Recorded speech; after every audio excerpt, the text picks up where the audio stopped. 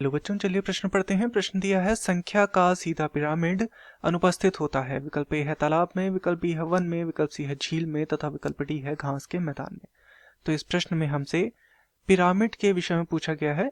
यहाँ पर खासतौर से संख्या का पिरामिड हमसे पूछा गया है, अर्थात इस प्रश्न की जो मुख्य अवधारणा है, मुख्य अवधारणा जो इस प्रश्न में निहित है वह संख्या के पिरामिड के विषय में है। संख्या के पिरामिड, तो हमें बताना है कि संख्या का पिरामिड किसमें अनुपस्थित, यहाँ पर सीधा जो पिरामिड है वो किसमें अनुपस्थित होता है।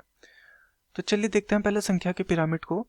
तो पारितंत्र जो होता है या पारिस्थितिक तंत्र जो होता है उसमें जीवों के मध्य विभिन्न प्रकार के संबंध देखने को मिलते हैं तथा पारितंत्र में जीवों के मध्य जब संबंध को संख्या के रूप में निरूपित किया जाता है, जीवों के मध्य जो संख्या का संबंध है, संख्या का जो संबंध है, जब इसका निरूपण किया जाता है पिरामिड के रूप में, पिरामिड के रूप में जब इसका निरूपण किया जाता है तो तब ऐसी स्थिति में हम क्या बोलते हैं कि यह संख्या का पिरामिड प्राप्त हुआ है। तो ये सामान्यतः संबंध क्या होता है, जैसे सबसे पहले आते हैं उत्पादक, उत्पादकों का जो भक्षण करते हैं वो क्या कहलाते हैं, वो कहलाते हैं उपभोक्ता। तो इस प्रकार से सामान्य संबंध देखने को मिलता है। परंतु एक जो वन का जो पारितंत्र होता है उसमें यह चीज देखने को मिलती है कि यदि हम वन पारितंत्र की बात करें तो यहाँ पर क्या होगा, यहाँ पर यदि हम इसका पिरामिड निरूपण करें तो यह सीधा नहीं बल्कि यह उल्टा पिरामिड यहाँ पर बनता है। इसे बना के देखते हैं। तो यहाँ पर क्या होता है कि सबसे जो उत्पादक सबसे पहले आना चाहिए, तो यहाँ पर उत्पादक के स्थान पर सबसे पहले आएगा पेड़।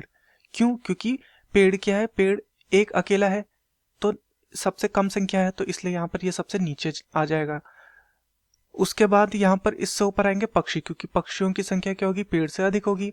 तथा इसके बाद आएंगे कीट, तो इसमें क्या होगा, कीटों की संख्या इन पक्षियों से भी अधिक होगी। तो इस प्रकार से जब हम इसका पिरामिड बनाते हैं तो संख्या यहाँ पर उल्टी देखने को मिलती है। यहाँ पर संख्या ऊपर की ओर बढ़ती हुई दिखती है, उपभोक्ताओं की ओर बढ़ती हुई दिखती है यहाँ पर। तो इस प्रकार से यहाँ पर उल्टा पिरामिड प्राप्त होता है, ना कि सीधा पिरामिड यहाँ पर प्राप्त होगा। तो इस प्रकार से जो वन का जो पिरामिड बनेगा संख्या का, वो सीधा उसमें अनुपस्थित होता है, सीधा पिरामिड संख्या का उसमें अनुपस्थित होता है। विकल्प है तालाब में, तो तालाब में सीधा पिरामिड मिलता है, ये हमारा गलत हो जाएगा। विकल्प बी है वन में, बिल्कुल वन वाला हमारा सही है। विकल्प सी है झील में, यह भी गलत है। तथा विकल्प डी है घास के मैदान में, यह भी गलत हो जाएगा। तो दिए गए प्रश्न का सही उत्तर होगा विकल्प बी वन में। मैं आशा करता हूँ आपकी यह समझ में आया होगा। धन्यवाद।